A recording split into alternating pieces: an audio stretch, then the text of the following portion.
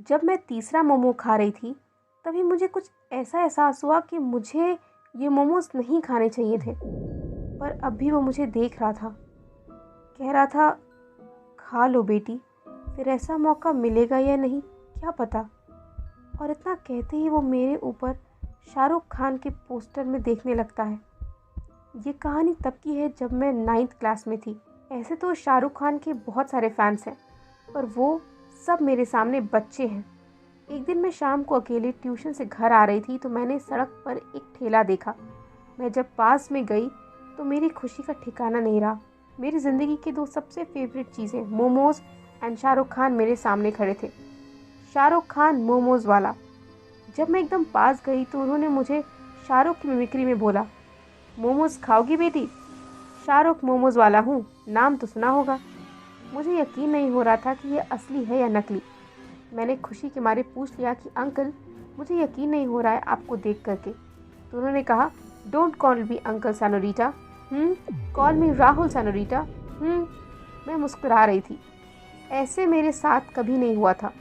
तो मैंने अपनी साइकिल बगल में लगा दी और पूछा, मुझे मोमोज़ खाने हैं। तो उन्होंने कहा, ये लो, बस 70 रुपये। मैंने बोला, क्या 70 रुपये?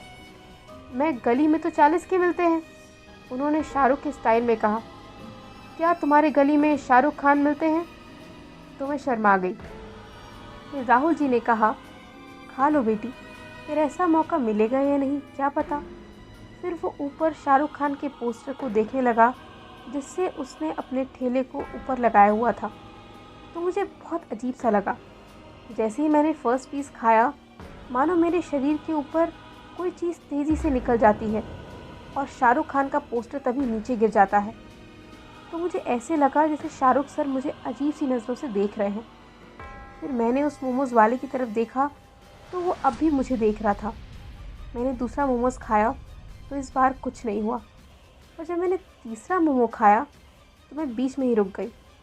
उस मोमो वाले का कोई परछाई नहीं थी। मैंने नज़र घुमाई तो मैंने देखा कि मेरी परछाई थी वहाँ, साइकिल की भी थी और ठेले की भी थी, बस उस आदमी की नहीं थी। मैं हड़बड़ा गई और मैंने बाकी के मोमोज़ अपने बैग में रख लिए और वहाँ से जाने लगी। तो उसने पीछे से आवाज़ दी, पैसे? तो मैं डर के रुक गई। मैं बिलखती हुई आवाज़ में कहा कि पैसे? हाँ हाँ हाँ। तो मैंने अपने पर्स में से हाथ डाला तो उसमें सिर्फ 50 ही रुपये थे। मेरी आंखें डर से बड़ी हो गई। मैंने अपने होंठ दांतों के नीचे दबा लिए और डरे डरे जज्बातों से सोचने लगी कि अब क्या होगा। मैंने जब उसकी आंखों में देखा तो मुझे उसके मुंह पे एक हंसी थी, जैसे मानो उसे इस बात का पहले से ही पता हो। मैंने कहा, भैया मेरे पास तो सिर्फ 50 रुपये हैं।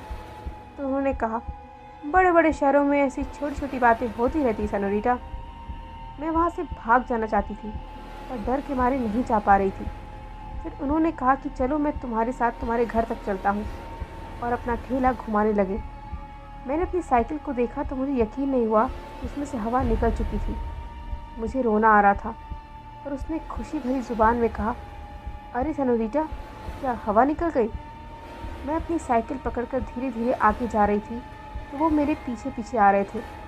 सड़क पर कोई दूसरा आदमी नहीं दिख रहा था और तभी एक कार ने पीछे से आकर मुझे टक्कर मार दी। मैं सड़क पर गिर गई। एक दिन बाद मुझे होश आया तो मैं हॉस्पिटल में थी। जिन अंकल ने मुझे टक्कर मारी थी वो भी वहाँ थे। मेरे परिवार वालों से माफ़ी मांग रहे थे। मैंने मन ही मन कहा कि उन अंकल ने मुझे मारा नहीं, बचाया है। एक हफ्ते के बाद जब मुझे डिस्चार्ज किया गया तो मैं अपने रूम में थी। तभी मुझे कुछ याद आया तो मैंने अपना बैग खोला तो मेरी आंखों के नीचे मानो कोहराम सा छा गया। वहाँ वो बचे हुए मोमोज़ अभी भी रखे हुए थे। तभी दरवाजे पे एक आहट होती है। जैसे ही मेरी मम्मी ने दरवाज़ा खोला तो मुझे आवाज़ आई, प्रिया बेटी घर पे है?